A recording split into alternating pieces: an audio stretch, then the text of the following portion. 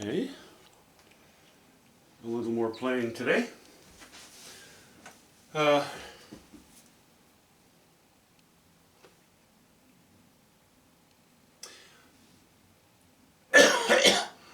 did not want to continue my fall colors down into this area.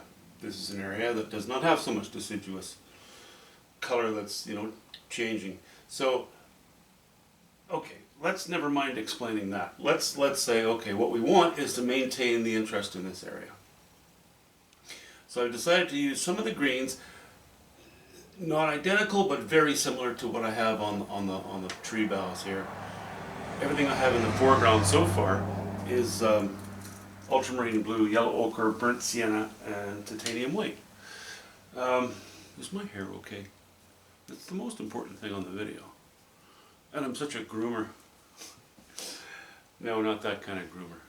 Anyway, I fiddled around on some of the trunks. I've laid in some darker lines because I have found that the bottom of some of my trunks were squatting out too much, so we're getting too fat. And I know that technically the girth of a trunk gets larger as it gets towards its bottom, but typically, visually, you don't notice that very much, so I tried to keep it less perceptible. I think it was too exaggerated on this tree and on this tree. So I've laid in thicker lines on the edge. I'm going to cut into them with colors from behind in order to thin them off a little bit. Removing, making little changes here and there in the background. Nothing too obvious, but if you stand in front of it, before and after, you would definitely see an improvement. I'm not going to go through that because they are small things. So I went with the greens, and keeping this down here fairly green helps to, again, make it less important. Lowering the temperature of your colors and lowering the value and what have you. But I didn't just want a big swath of green, a big swath, a horizontal swath, more or less, of darker color. I have a lot going on here. I can't just kill it and just dump a bunch of green in the bottom. That would be kind of lazy, and it would look lazy. So, not to say it can never be done, but on this painting, no, that's a no-no. To my viewing, anyway. So I decided to put a bit of a design in here. What it's going to be is as you can see, it curves in from the right, moves up, helps to guide your eye towards the center of the painting. Maybe not precisely, but by the time it's done, it'll roughly guide your eye in that direction. I'm looking at this as being bedrock near the surface. No foliage on top, not catching much light, but the colors I'm going to use on this bedrock are going to help introduce the colors of these mixture of these various trees, the gray ones, not the brown ones so much. So we're going to be able to bring some of this cold bluish gray onto these rocks, and that will give us much more variety and more content in the bottom of the painting.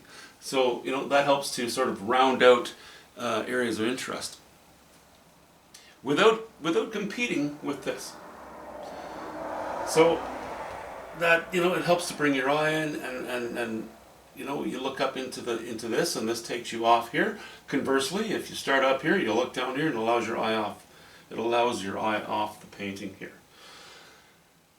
Another thing it does, and this is actually maybe less obvious but equally important. This tree I still would like to make the most important tree in the painting. I haven't laid any light on the trunk yet.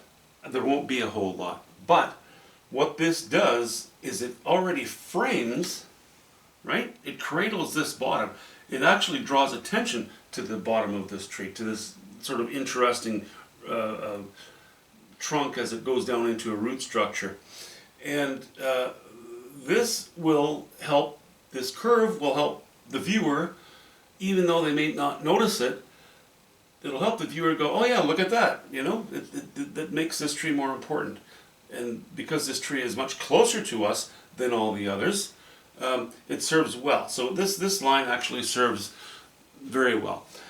The shapes exactly here, yeah, they're going to be a bedrock showing through a little bit, but they're not, well, it's not finished. I'm just slowly scrubbing away at putting in some lines and building ideas and notions and feelings for how, not emotional feelings, intuitive feelings, visual feelings, for how we're going to go here. So at the moment, this is kept very dark. Ignore all this stuff because it's not painted. I haven't done anything on it. All this stuff is yet to be painted. But so far I like the idea of doing this.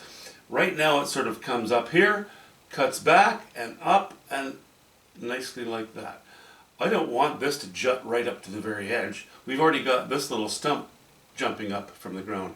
So we don't want to get too violent with that. We want it to be as gradual as we can, a transition from foreground to background, while acknowledging that there is a bit of a hill here. And the top of this hill is in the shade. The bush behind it in this little gully is catching sunlight. Many more things to do. I think this trunk is good. This stump here is going to get shortened a little bit. All these little dribs and drabs of things they're necessary.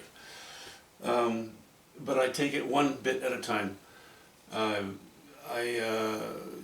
will get as usual, I'll get the notion of the entire painting painted in,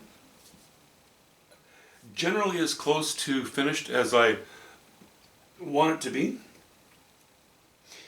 Then it's time for step 6. Then it's time to just go over the entire painting, touch all kinds of things and bring things, in line. Sometimes it's the odd line, sometimes it's the value, chroma of a color, But we do know, obviously, in the foreground, tree, stump, ground, grass, rocks, all low value, cooler colors, lower chroma. Above that, all in the background, pretty much where we want to feel warm and fuzzy. So that's it, just a short one, but it's coming. I'm actually becoming more and more happy with it as every day goes by. And I don't have to mow any lawn today, so that puts me in an especially good mood. See you soon.